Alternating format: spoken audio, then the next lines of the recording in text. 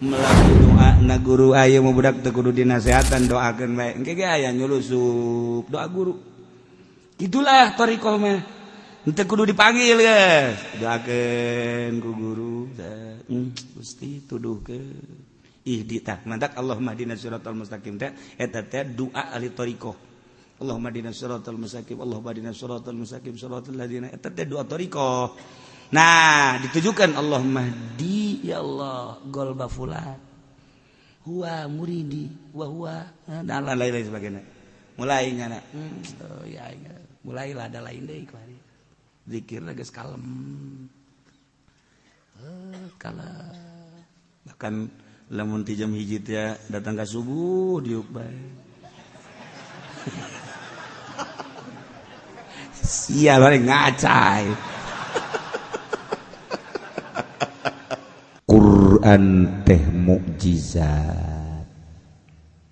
mukjizat Al-Quran lain di zaman Kangjeng bae. Terus selama Quran aya berarti mukjizat aya. Ketika orang mendalami Al-Quran tina segi pembacaan makharijul huruf can karasa kurang. Ketika kurang diperdalam makna-maknana can karasa mukjizat Al-Quran can karasa. Ketika ku urang diasupkeun ka sanubari dipake mulai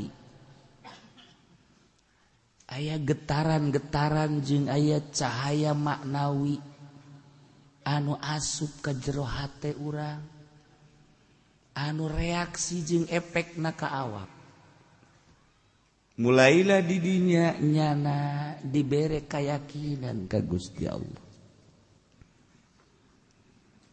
Ketika terus manehanana beribadah ka Gusti Allah melalui Al-Qur'anul Karim dengan pembacaan anu maher, maknana kunyana terus disilulupan, diperdalam, dibaca, dihartikeun, diamalkeun, dibongkar maknana, mulai makna huruf, kemudian makna rahasia katempo agung luhurna Al-Qur'anul Karim. Mulai ibadah pinuh ku kayakinan Al-Qur'an teh karasa mukjizatna. Lantaran ketika aya awewe ditanya teu daekeun bacakeun ku urang. A'udzubillahi minasyaitonir rajim. Bismillahirrahmanirrahim. Il qala Yusuf li abihi ya abati inni ra'aitu ahada asyara kawkaban wasyamsa wal qamara ra'aitu Kang Pendi, jangan berpisah engkau harus ada di sampingku. Tanpa engkau hidupku hampa. Masya Allah, paham. Aku serahkan diriku untukmu. Segala-galanya adalah untukmu. Terasa jika engkau ada di sampingku dunia sejuk. Masya Allah. Masya Allah. Wah Raja Sepa. Tidak terasa terik matahari kalau mataku memandangmu terasa sejuk luar biasa. Tanpa payung tetapi cinta sudah memayungiku. Waduh. Pohara eta izqala Yusuf ngamuk. Jehe, lain lalagat. Aya jelema ka urang, Dek ngahurupan urang 40 ulah 40 1000. A'udzubillahi minasyaitonir rajim. Bismillahirrahmanirrahim. Hamim hamim hamim. Mal dibacakeun ku aing terus. Tama kudu ijazah ka aing make sapi. La aglibanna anna wa rusuli. Wah, langsung tiup. Fuh. Mun teu itu ngajengkang urang. Beres. dua diantarana lolobana urang nu ngajengkal.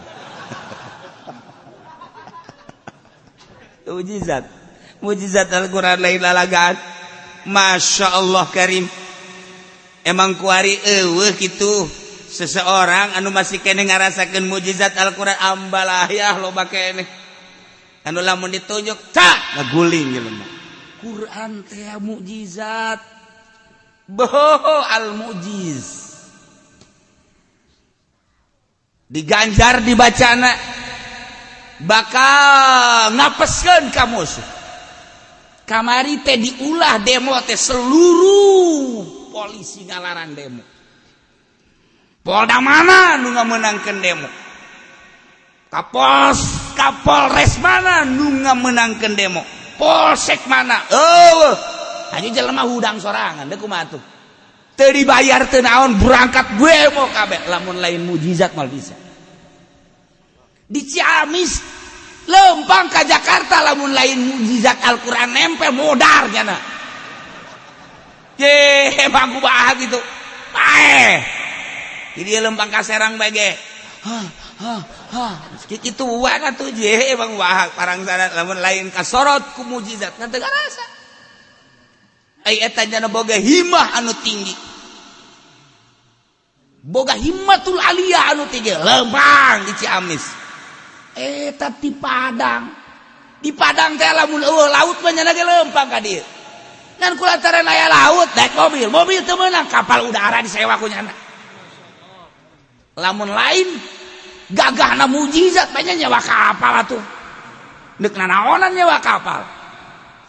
Breng ka Jakarta tah gagahna mujizat lamun hayang nyaho kos kitu. Gagahna mujizat teh kos kitu. Tanpa ditita-tita sanajan nyana ngomong apa-apaan cek kau pada datang ke Jakarta ngapain cek nyana ngapain iya mah berangkat teh atuh ditira ku Quran berangkat Maidah ngamuk masyaallah.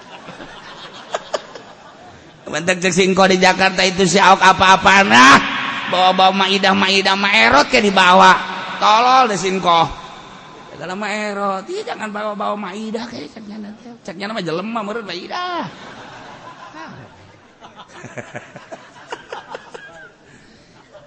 Al-Quran, ya Allah ya Rabbi. Al-Quran teh lamun geus gabu kula saquran kakarak saayat. Nu batak waliullah boga keyakinan. Urusan pae lain deui, urusan pae mah ajal. Ajal teh mah urusan anak perang teu perang pae, demo teu demo pae urusanana. Dahar teu dahar pae. Soeharto moal beak 7 turunan modarnya. Ibu tin pae. Atuh komo sia RT teu bogana naon, modar jasa siapa? Parae. Parae da dusugi ge pae, dusugi pae. Artina parae ulah diukur ku urusan berjuang perang ulah. Urusanana urang teh neangan ridho Allah. Hudang kabeh mujizat. Hudang mujizat moal katahan kajen kumaha. Ieu can sakumaha mujizat Al-Qur'an. Masih kene ngendek di jero. Masih kene ngendek. Teu kudu dititahan. Nyang saha urang lembur atuh demo nang saha ditahan jauh ditahan. Oh ditahan ngan nanya dok mau pada kemana? Mau ke Jakarta ngapain? Demo. Ikut. Hei sia teh nyawana naon deuk naon sia. Pokoknya gua ikut sono. Siapa boga modal nggak usah tanya modal gua. Pokoknya gua ikut aja ke sono. Ntar lu kalau ditanya sama polisi ngapain ke sono? Enggak, polisi yang gua gemlang dah. Eta nang saha ngomong gitu coba ayo. Urang lembur teu nyahona naon. Lamun polisi ngahalangan paeh di dinya polisi. Ulah disangka paehna ku eta budak ku mujizat modar sia polisi. Mujizat lamun geus ngamuk, masyaallah gunung diangkat. Atuh pan cek ti Fudal bin Iyad ditanya, "Bae Kiai, ari nu ngaran wali kumaha?" Nu ngaran wali mah lamun nyana nunjuk sesuai jeung tunjukna. Lamun cek nyana ngaler, cek nyana ngidung dul eta wali. Oh, eta kos kitu. Kebeneran ki Fudal bin Iyad ngageserkeun kopeahna ieu. Set, gunung miring gunung. Cek nyana eta deung ngabuktikeun bahwa nyana wali. Itu gunung miring cek digegeun deui. Wah lempeng deui. Itu kudu hese-hese wali mah. lantaran nyana teh teu percaya ka wali kahebatan wali dibuktikan ku Fudel bin Iyad. Nah eta teh naon mukjizat Al-Qur'an aya di dirina. Mantak di zaman sahabat teh kahartipan Kangjeng geus eueuh tapi ieu seperti aya bae sebab naon sakecap nyata Sidina Abu Bakar Siddiq, Sidina Umar, Sidina Utsman, Sidina Ali mukjizat Al-Qur'an nempel. Kuari urang lamun bener-bener maca Quran kemudian maknana dihartikeun terus ditelusuri rahasia-rahasia boh atuh ieu nu mantak jelema wali bisa hibar ka Mekah hayang ka Mekah set mukjizat Al-Qur'an nya mah lain mukjizat atuh bisa tangkap Mekah yang balik deui ka dieu teu bisa cenah ieu pan aing hese tadi mah kikituan aing bisa hibar bareng datang ka Mekah wah asa ditangkap askar aing geus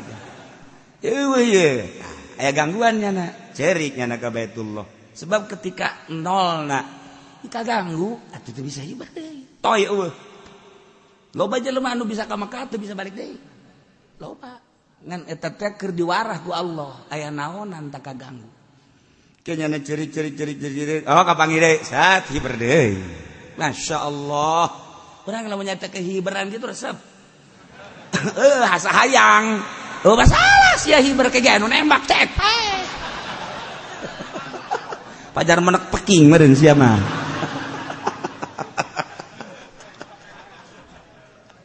atuh lain hibaran cara manuk set oh tuh Haji Pendi keur hibar tembak lain kitu masyaallah ieu mukjizat nah nu mantak hiji teu meunang dicekel ku nu junub dua boga wudu teu boga wudu teu bisa nyekel Al-Qur'an teu bisa nu head teu bisa ya Allah ya Rabbi aya larangan sama mukjizat nah ieu nu mantak di ayat turun ayat wa idza quri'al qur'anu fastami'u lahu wa ansitu la'allakum turhamun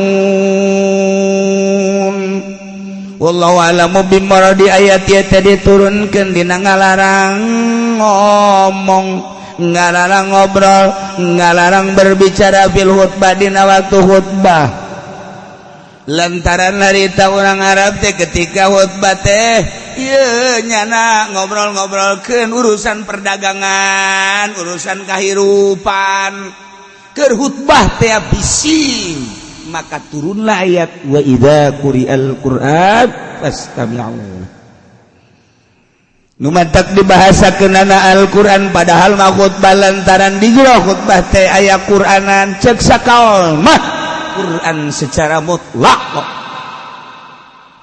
aya deui jelema keur salat urang Arab di Madinah begitu keur salat ngarobrol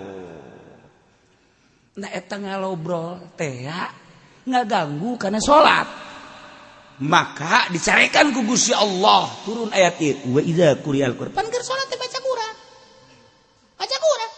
Bismillahirrahmanirrahim alhamdulillahi rabbil alamin Quran surat kadituna Bismillahirrahmanirrahim qul a'udzu birabbin nas Quran eta teu meunang aya nu ngomong mantak cek mazhab Hanafi mah cek mazhab Hanafi teu kudu maca Fatihah acan makmum lamun imam kadenge Fatihah teu kudu urang salat magrib kan kadenge Fatihahna Allahu akbar imam Bismillahirrahmanirrahim bismillah Nabi mah sekadar penyempurna Alhamdulillahi rabbil alamin arrahmanirrahim maliki yaumiddin makmum teu kudu baca Fatihah geus asal gadegekeun bae eta ieu wa idza quri'al qur'an di mana dibaca Fatihah Quran teh Fatihah dina salat pas tapi ulah dengekeun wan situ ulah aya umang ngomong perhatikan baik-baik salat jadi maka Nabi teu kudu baca Fatihah nya geus bae imam ruku bilu Allah mantak ulah kaget lamun di Mekah ulah nurutan nyana ka urang nurutan nyana deui nya mah Allahu akbar nya mah nileug ka kaditu neuleukeun teu keur gadekeun imam nya teu maca nya mah teu masalah nya mah mazhab nyana ai urang mah la salata liman lam yaqra bil Quran cek Kangjeng Nabi teu sah salatna lamun teu baca Quran maca Quran teh anu baca Fatihah, urang mah nyekalan eta mazhab Syafi'i mah bacalah Fatihah. Geus lamun kaburu mun teu kaburu teu kudu. Urang datang ke masjid, imam keur majeuna maca surat. Pas maca surat Nas. A'udzu birabbin nas malikin nas ilahin nas min syarril waswasil khannas. Urang datang ka dinya. Allahu akbar. Alladzi yuwaswisu fi sudurin nas minal jinnati wan nas. Kan langsung rukuk. Allahu akbar. Urang teh kudu maca Fatihah. Allahu akbar. Geus mantep, lu mantep kadatang ka dinya terakhir wae.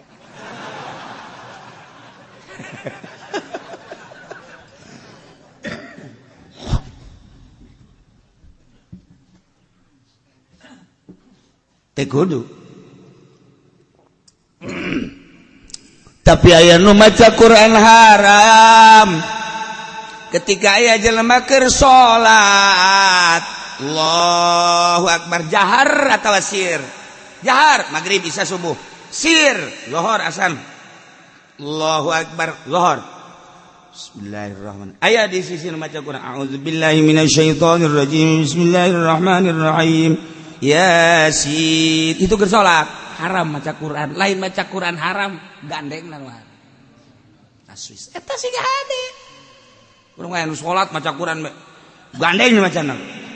Dilagamkeun deui. Bismillahirrahmanirrahim.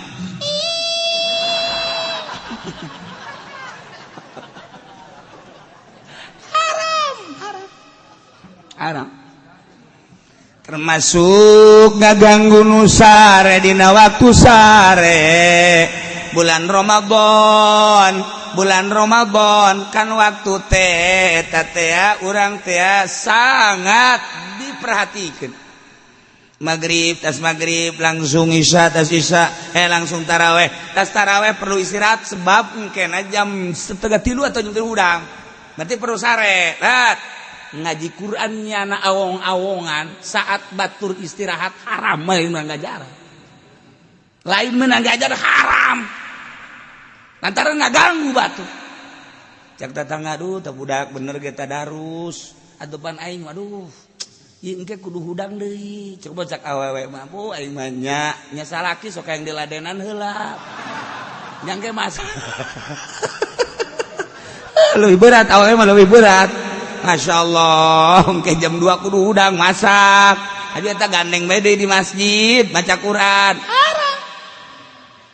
haram eta kos itu teh masyaallah aya waktu-waktuna teu meunang Naila wa idza quri'al Qur'anu fastami'u lah.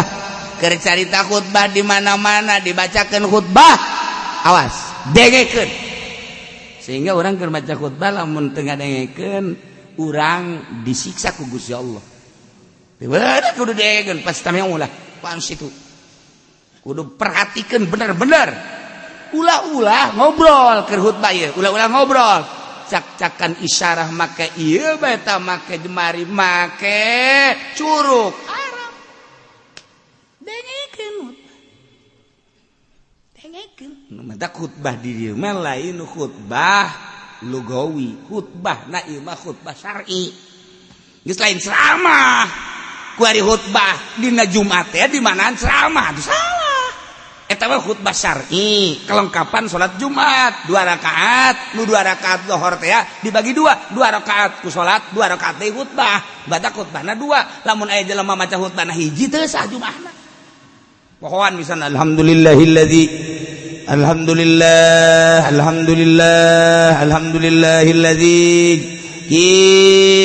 jalla wa ala ahmaduhu liyamil ayati wal ala ashkuruhu syukran wa fi'an wal bala atubu ilaihi min kulli masyatin qala wa fi'la asyhadu an la ilaha illallah wa muhammadur rasulullah terus a'udzubillahi minasyaitonir beres ngan sahiji doa ngaju Allahumma ighfir lil mu'minina wal mu'minat wal muslimin wal muslimat Jumat teh sah kudu 2 khutbah sebab gaganti salat zuhur 4 rakaat nu 2 jadi salat nu 2 jadi khutbah bisa anu hiji teh sah atau ngalantur jadi nak jadi khutbah lugawi ceramah bisa atau bisa tahu aja lain khutbah ceramah tahu khutbah syar'i perlengkapan salat Jumat iya dalilna wa idza quri'al Qur'an di mana dibacakan Al-Qur'an khutbah maknana pastami'ulah khutbah Jumat dengekeun wa ansitu nengleng cicing nengleng teh cicing sebab ieu mah salat maknana khutbah eta maknana salat maknana eta salat das lamun dibacakan saudara-saudara sekalian hari ini adalah hari kemerdekaan 17 Agustus dengan demikian marilah kita khutbah Agustus dibawa ke masjid tolol bener deh sakitu ada mah geus teu masalah lah maka kita tingkatkan KB keluarga berencana aja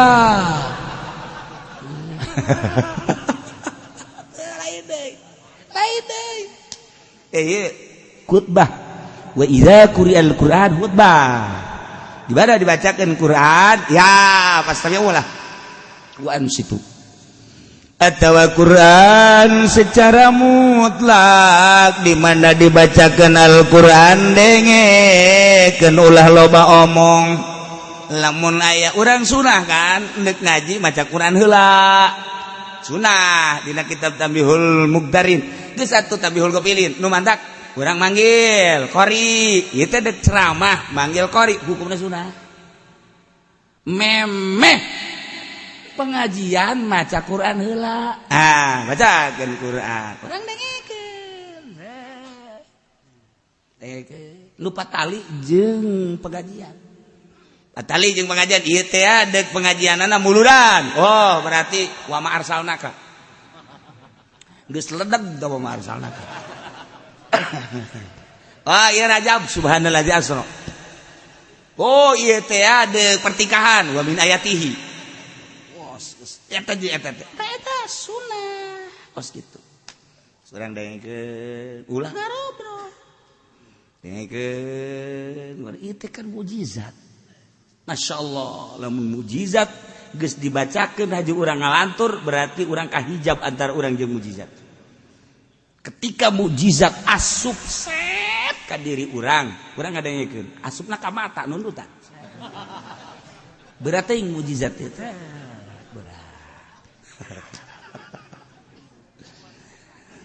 wa idza quri'al Qur'an di mana dibacakeun Al-Qur'an aya jelema maca Qur'an bastami'ulah maka dengekeun ku anjeun bacaan Al-Qur'an wa ansitu maneh kudu serius nengleng cicing ulah loba omong anu engke balukarna la'allakum turhamun bakal menang rahmat ya Allah mukjizat atuh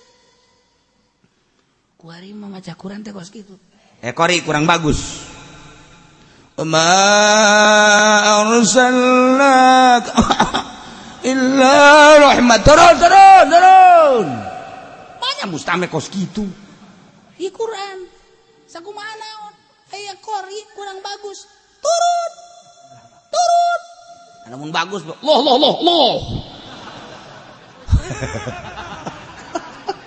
hirpa wah ulah orang biasa tenang tadi wa idza quri'al Qur'an fastami'u lahu wa ansitu la'allakum turhamun cicing dengekeun malah perhatikeun naon kunyana dibaca teu makna naon arahna ka mana wah Quran teh geus jadi hiburan ongkos nyanyi ieu mah Quran teh masyaallah jadi geus adab mudah-mudahan maca Quran malah ieu lamun aya jelema keur maca Quran qori aya kiai datang urang haram tah nangtung ka kiai haram sebab naon ieu Quran keur dibacakeun mukjizat Pak ulah geus kiai-kiai antepkeun bae geus urang mun aya qori keur maca Quran kemudian kiai datang cuek we geus geus cuek we geus ciparang yuk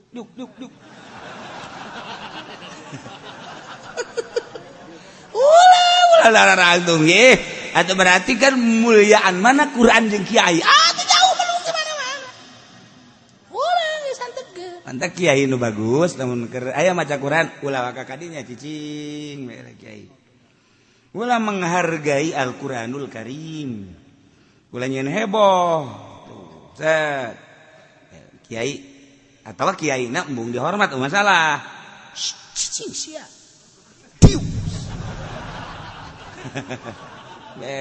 Ini mah kiai lain gitu, budak atuh pan aing kiai.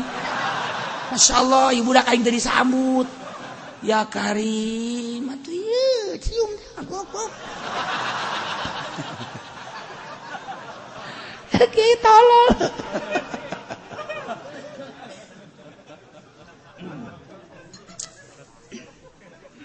Wadhkur rabbaka fi nafsika tadarruan wa khifah.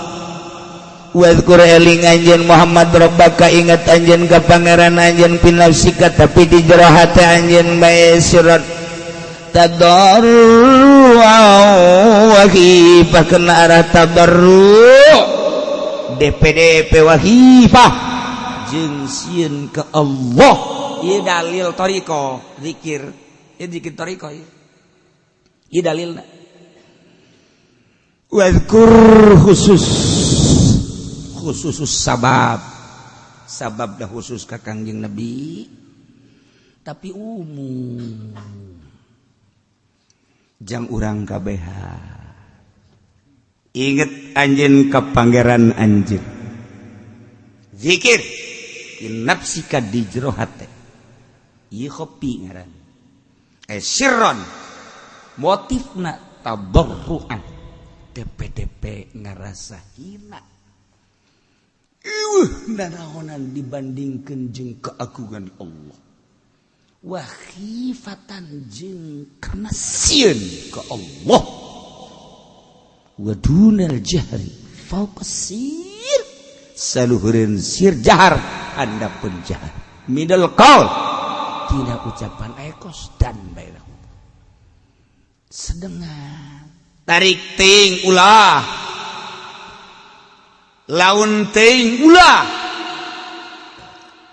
mata ulah tarik ting ulah laun ting ulah mantak zikir aya macem-macem zikir teh macem-macem berbagai dalilna zikir carita zikir kopi mah jero kamu aya deui zikir jahar.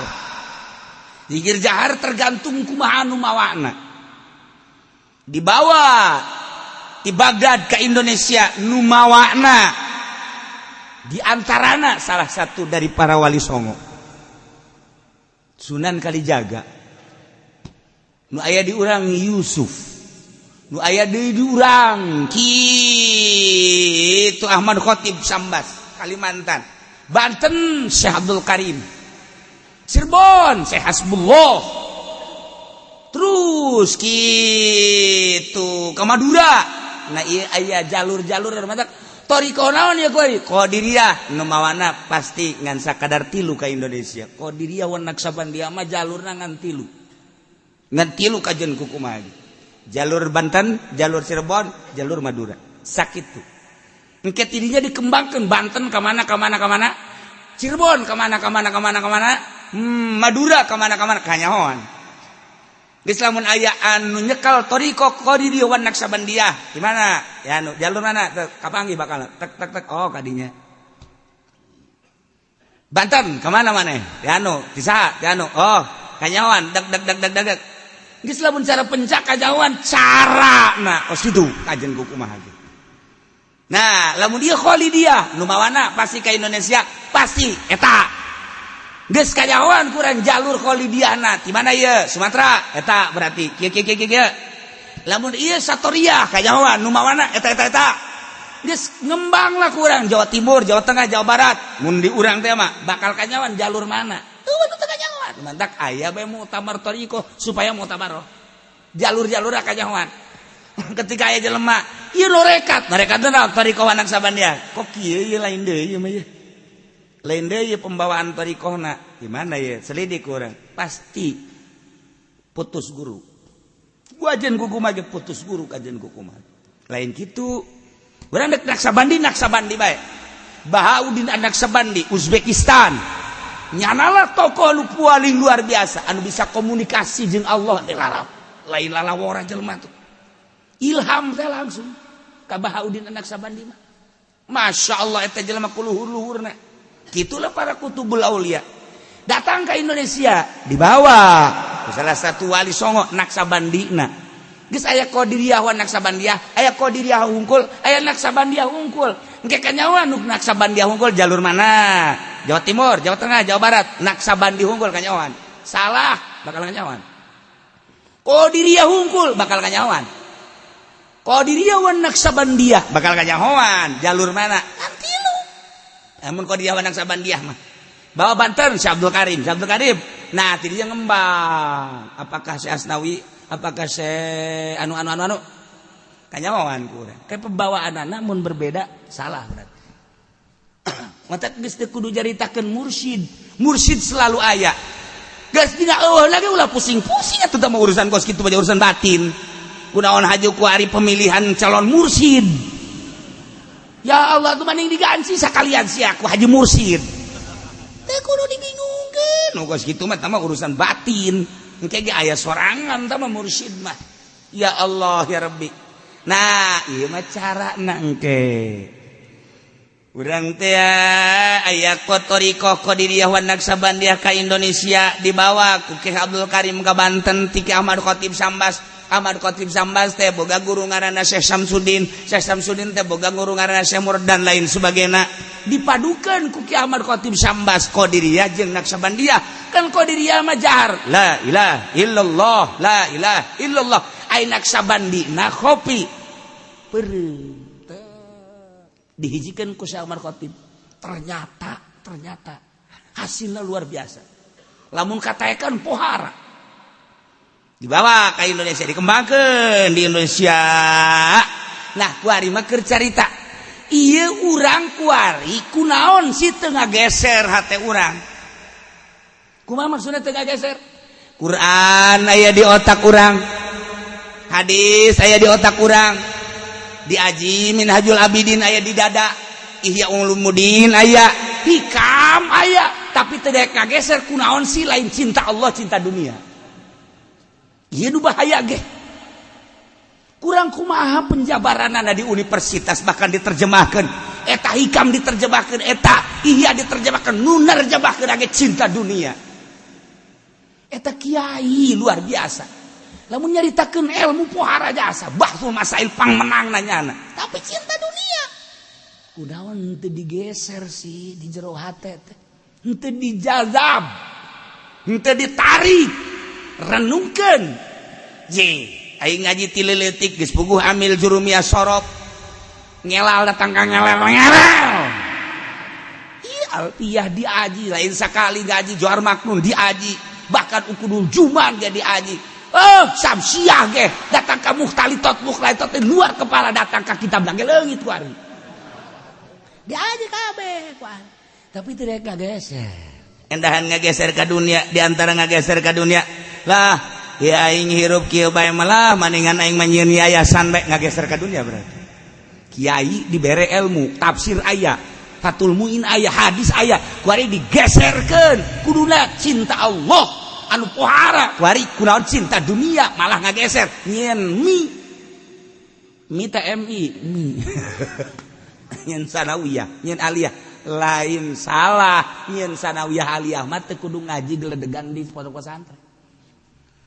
Teu kudu tah mah kitu mah sapira jalur proposal atuh.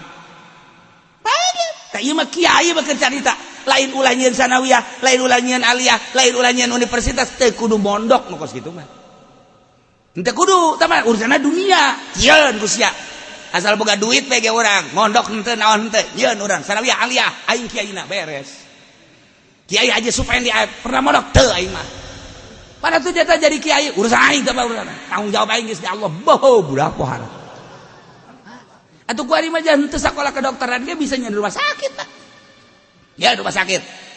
Aing pokona mah kepalana lain dokter lain naon, dokter booking atuh sakolaan ge sarua. Yeun pondok pesantren mudirun. Asupan dia jurusan jahanamiyah teras.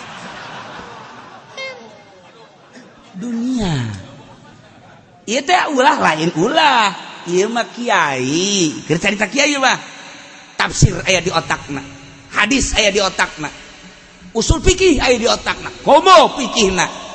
tasawuf aya di otakna pasaran ihya pasaran sagala minhajul abid hikam geus sering kunaon si teu gageser teh. Nah pertanyakeun ka diri sorana kok teu gageser selama cinta dunia moal indah hirup moal nikmat ibadah ka Gusti Allah moal daek salamet moal. Nah coba ya geser ke carana bertoriko dipaksa orang teh paksa awak teh jam sekian udah jam sekian zikir jam sekian tergantung umat toriko pemaksaan diri supaya ingat baik Allah awalnya bakal dipaksa la ilaha illallah la ilaha illallah la ilaha dipaksa terus mungkin karena kurang cerdas 1 tahun 2 tahun macam karasakan menyana zikir bae lah la ilaha illallah la ilaha illallah la ilaha illallah tadi geus beres hareudang jangan aja mikiran norekat aing kos kiamat ieu tapi terus wae lah la ilaha illallah la ilaha illallah illallah illallah tanya ku mamajikan ku nang kuyang aing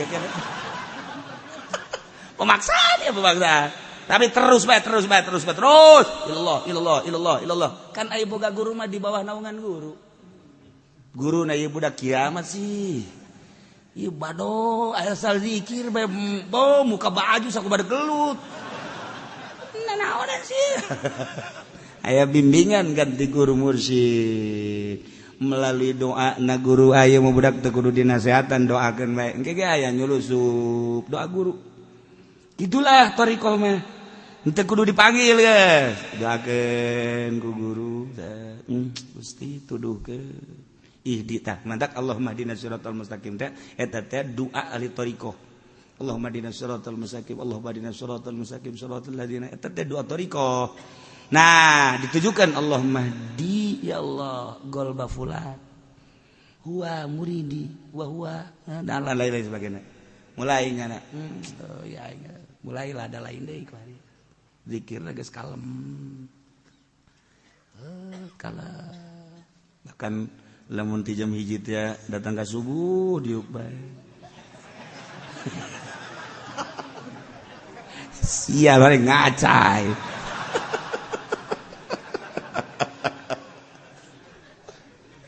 pemaksaan thariqah teh pemaksaan ngan kudu aya kesiapan di dirina mun can siap ulah siap ditinggalkeun dunia ieu mah norekat teh aku guruna geus ya lamun nyekel torekat ieu insyaallah sugih ge eta guru gantung guru kos kitu mah torekat sih ka dunia goblok ta guruna torekat mah sia rek norekat berarti ka Allah siap sia ninggalkeun dunia mun ngawarung sia abruk daek sia ieu ka ulah torekat sia kos kitu mereka siap itu mereka dari ke Allah secara mutlak beres tinggalkan dunia segala warung segala sawah segala perusahaan tetek ya saya tinggalkan ke Allah pada ke Allah mah lain kudu lempang emang Allah ada di gunung emang Allah ada di Bandung lain itu perlu lempang dekat Allah mah tidak diperlukan jejak-jejak untuk sampai kepadamu ya Allah sebab engkau bersamaku engkau bersama kami innallaha ma'ana ente perlu berangkat di dieu Allah aya di masjid Allah aya ndek di mana bae Allah lain kudu ka gunung lain kudu ka leuweung lain kudu ka mah teu kudu Allah hanya perasaan nu can datang ka urang maka dipaksa urang miceunan reged sakumaha rumi nyaritakeun aya hiji waliullah bijak lempang begitu lempang aya jelema keur hees di handapeun tangkal kayu ku geunah-geunahna eta hees di tangkal kayu di hadapan tangkal kayu leungeunna ge ka luhur kieu tiis berarti kan lain golkar sia de sia masal tangkal kayu be golkar goblok tah ieu kieu golkar ieu gara-gara nama ieu aing mau greget bae ka kieu golkar tah nyasarkeun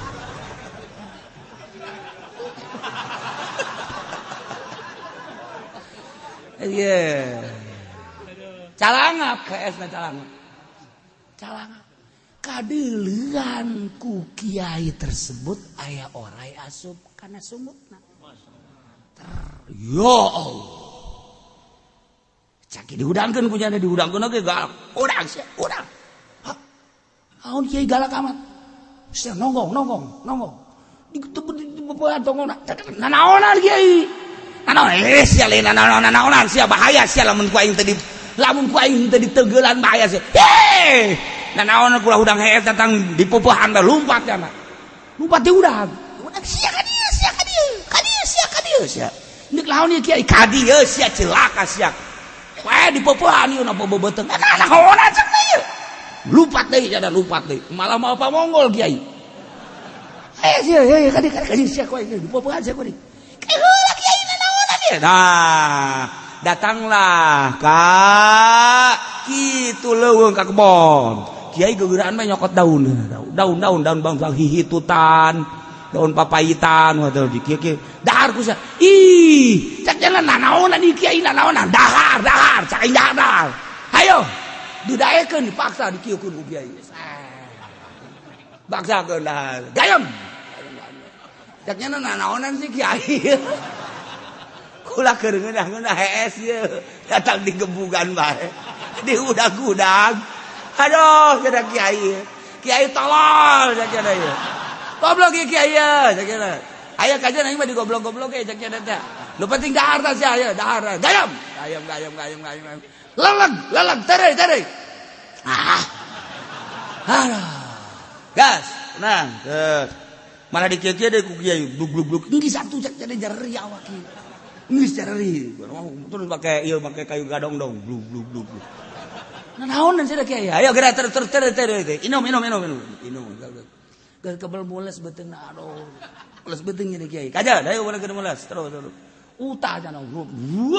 Begitu utah keluar orang. Kadele ku sia. Masyaallah cenah kiai. Masyaallah jadi aya orayan di beuteung sia ku aing kadeuleut. Nu mantak aing ngagebugan sia ge lain naon supaya oray keluar. Aju ku aing dibere dang-daunan nu pait-pait teh eta supaya oray mabok. Diinum ben ku aing tak kuari moal masyaallah nangkep jangan ka kiai. Duh kiai hampura kula mulo kiai kula cilaka meureunana. Nuhun kiai. Gambaran toriko seperti eta. Gambaran torikoh teh seperti eta. Di diri urang teh loba orayan. Komo diaje pendi manggeus anak incuan sama oray. Lain hiji oray bae. Ore koros aya di dinya, ore pucuk aya di dinya, ore tandeu, ore belang, hambalaya. Geus hese tah mah diobatan naon ge hese.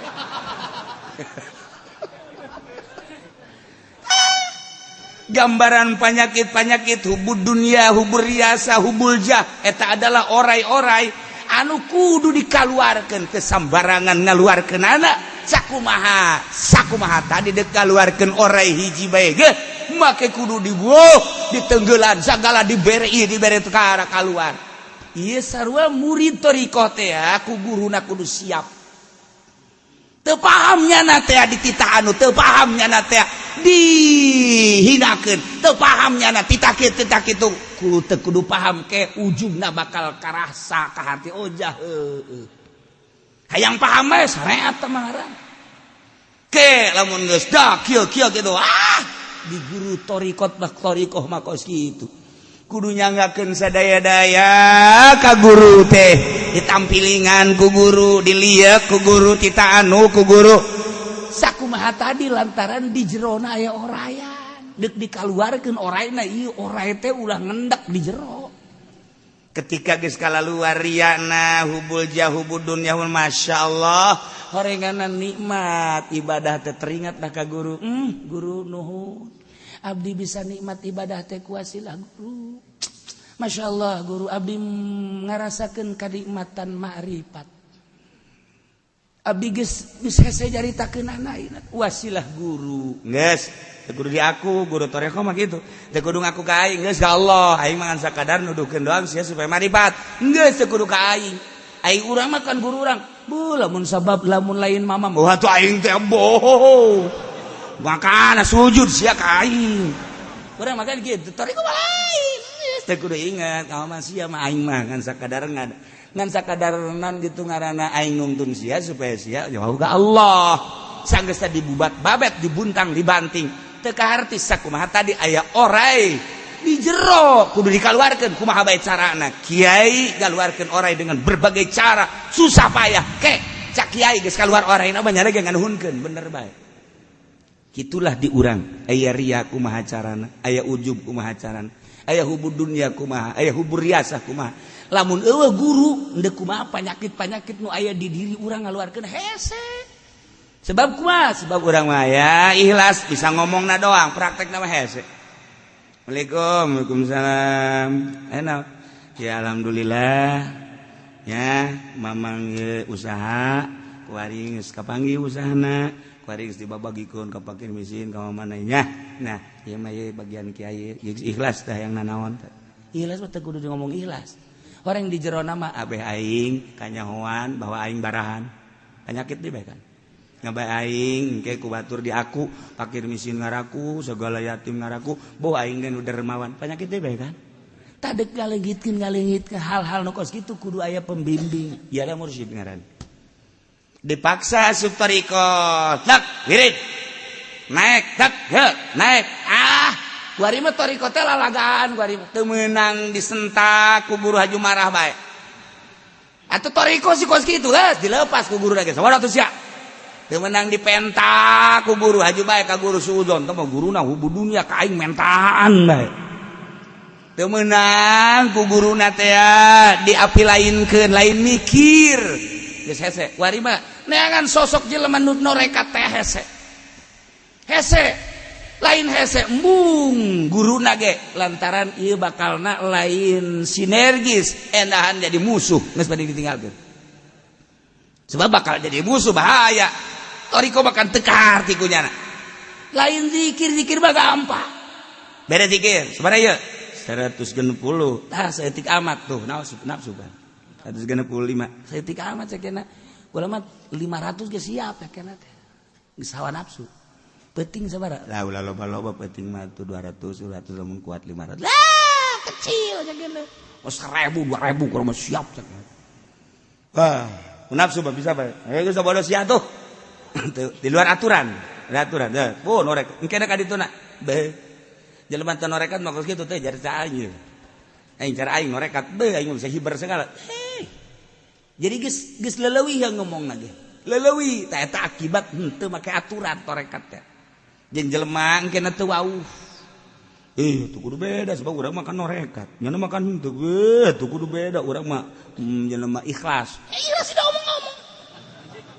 Tolol. Tah kan gitu. Jelema kudu ngahormat ka aing sebab aing manorekat. Asal henteu dihormat, aing ahli thariqah. Thariqah. Atuh sia ngahormat ka aing, pan aing mah ahli thariqah. Teu terbimbing mah kos kitu. Mentek jelema endek hayang norekat. Sekali, dua kali. Can meujeuhna. Sebab naon? Gaya jeung lagana encan manjing. Bahaya ieu mah dibere torekat. Mentek khusus cenah mah merekna kanu geus siap.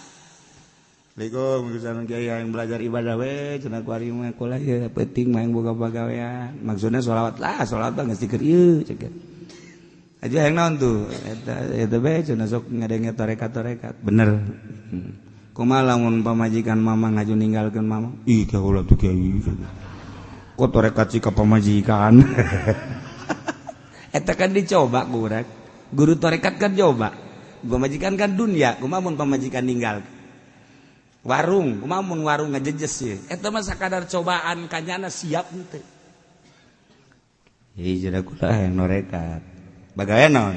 Kula magahan ngaji. Alhamdulillah tuh bagus. Santri. 100. Siap ya norekat. Siap. Sia lamun norekat santri areueuh. Pakalna. Tetep teu kaburuna naon mau santri areueuh bae siap. Kayak ku jelema siang geus teu diambeun teh. Jieu tumbung, berarti teu siap. Berarti berat ka jelema. Berarti berat ka kana kamulyaan, berat ka dunia. Tarekat. Larek norekat kiai. Kumaha teh lamun warung si ambruk kajeun kiai, lamun kuari ge ambruk ieu. Kuana mah geus disakamariankeun bae teh kiai. Kumaha sia lamun ke sia haju imah leungit, kula ge can boga imah. Can boga imah. Kumaha sia haju lamun ka Bogor lamun pamajikan si haju indit, kula teu laku-laku kiai. can kawin datang ka kuari teu laku kuari perusahaan sia naon teu usaha kalau sebatang kara sia bener nek norekat bener sia lain nek norekat dia mah pelampiasan mah kos kitu terjadi norekat mah ilmuna secara syariat geus aya jang ketika ieu sah teu kudu nanyakeun ieu teh batal teu kudu nanyakeun malah mun aya batur nanyakeun bag-bagan syariat kunyana bisa kajawab besinyana engke diangkat jadi wali batur naranya bisa ngajawab mah nya aya wali engke bodoh ji syariat mah nomor kedua geus kudu siap ditinggalkeun ku jelema sebab teu dimaksud jelema mah andai kata jelema ngusirnyana atuh siap bae sanajan anak pemajikan ngusir ge eueuh masalah sebab deka Allah andai kata kesalahan persepsi pemajikan jeung anak teh lain deui cara Kangjeng Nabi Lut pemajikanna beda persepsi kajeun kukum aing mah deka Allah usir aing ku sadunya aing deka Allah aing mah supaya boga perasaan aing hiji kadua Allah sakitu hirup andai kata ieu kabeh bencomo kajeun asal ulah ku Allah andai kata ya dunia leungit kabeh kabeulem ulah wah ka dunia na aing ge kabeulem ridho mun ku Allah beres oh sia mah beneran kitu beneran beres nanti moal sieun tipe-ting ge tipe-ting zikir jam 1 jam 2 deug aya nu paeh deug pocong aing teh sieun ka sia pocong paling muringkak bulu doang teh sieun aing hayang ge ka Allah sia kudu ngaganggu ka aing ayo sia ganggu aing mah moal sieun ka Allah aing wani ninggalkeun pamajikan aing ninggalkeun anak pamajikan aing kurang kumaha tapi aing pindah heula aing ka masjid eta teh aing teh ka Allah aju sia ngaganggu ka aing ya awas ya ku aing sieun kunti anake mohon maaf sareng sieun atuh lamun urang kadele sieun kunti anak ini mah bohong-bohongan ya mau ke Allahnya bohong nih ya katanya ya gua ganggu lagi nih ntar ada bapak gua yang lebih hebat lagi ya ini mah gua mah belum seberapa ya datang bah sini ini ada orang harus diganggu bah nih sama saya mah kurang takut ya bah coba sama abah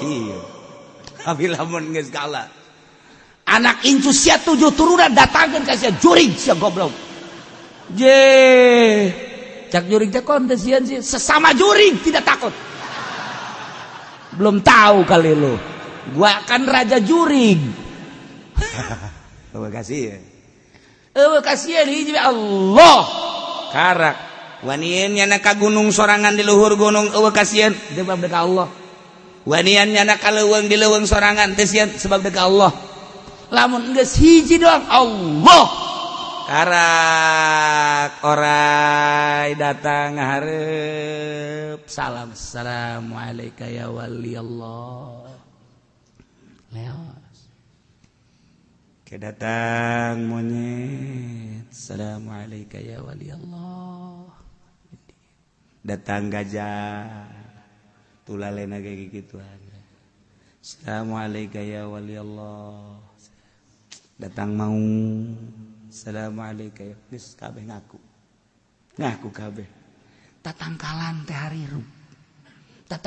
harirup maraca salam assalamualaikum ya wali Allah assalamualaikum ya wali Allah tah geus dibere dedengean ku Gusti Allah lain dedengean ieu dibere dedelean nu lain dedelean ieu mala ainun ra'at wala udunun samiat masyaallah di dunia kene geus dibere model kos gitu geus dibere ku Gusti Allah kumaha hayang kun fayakun Allah dibikeun ka nya hayang naon sebab anjeun geus bebeakan ibadah ka aing kos kitulah carita waliullah sakadar wali aya wali di urang nu geus jelas kembangkeun ilmu kewalian adalah para wali di samping eta loba keneh terus datang ka kuari ilmu kewalian teh masih keneh aya nah iyalah eling anjeun Muhammad sok geura inget-inget pangeran anjeun tapi di jero hati anjeun bae motifna tadarru wagi papaksa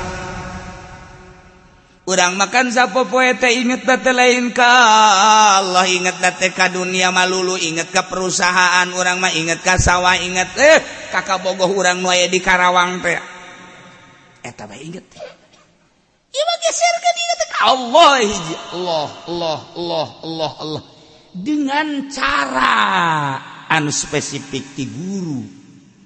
Sebab awak kurang mah ieu awak zahir nganana pae dikubur, ternyata horenganan aya batin, di jero batin teh aya lelembutan aya lelembutan teh dibagi-bagi ku ahli thariqah naksaban dimangan, aya 5 naksaban di awak qadiriyah mah aya 7, tergantung kumaha nu ngabagina.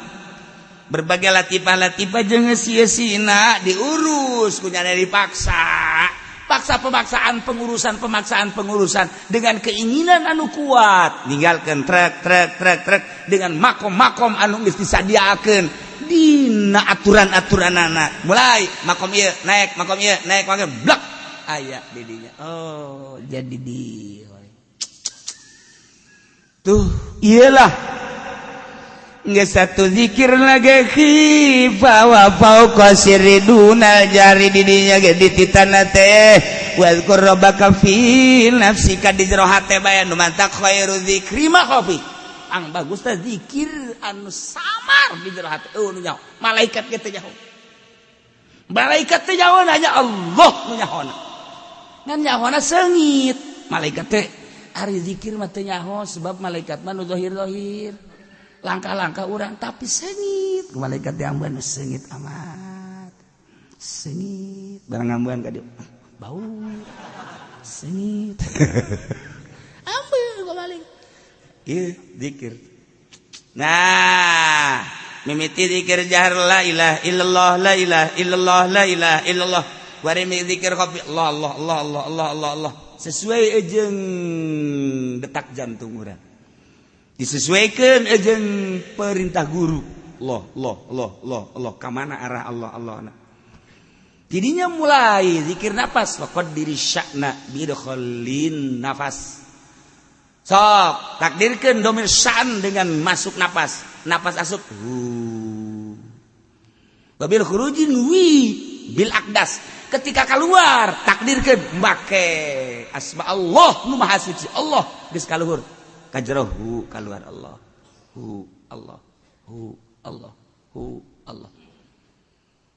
mantap mimitina lama buda bihatin, kedua lama sudah bihatin, tilu lamat luba bihatin, opat dan lain-lain sebagainya.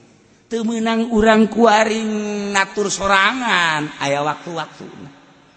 Mulai kidinya geus lain deui, perasaan dirina geus lain deui, salat geus lain deui, sangkilang babarengan jeung jelema tapi lain deui, zahir mah zahir, batin mah batin bae. Geus aya di alam nu eta. Iyalah dalil zikir khauf. Nurutkeun cek di dieu mah teu meunang gandeng-gandeng zikir teh. Paling sedengan kosdan, sedengan. La ilaha illallah, la ilaha illallah, la ilaha illallah. Teu meunang gandeng. Nah, ayeuna gandeng engke di zikir jahar. Dalil lain deui. Maka diatur ku ahli thariqah ti mimiti zikir jahar datang ka zikir khafi, dakar ka qadiriyah wa naksabar dan berbagai-bagai zikir sarua dek usul ilallah hayang menyerupai malaikat. Mantak cak di dieuna bil guduwi wal asal wala takum minal ghafilin, ulah rek paraho maneh ka Allah tina zikir ka Allah sapaksakeun.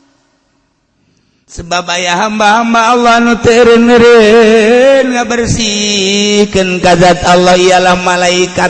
Urang gedek nyarupaan kana malaikat melalui thariqah, melalui zikir supaya sejajar jeung malaikat. Emang malaikat kumaha? Ieu malaikat mah innal ladzina 'inda rabbik wallahu a'lam.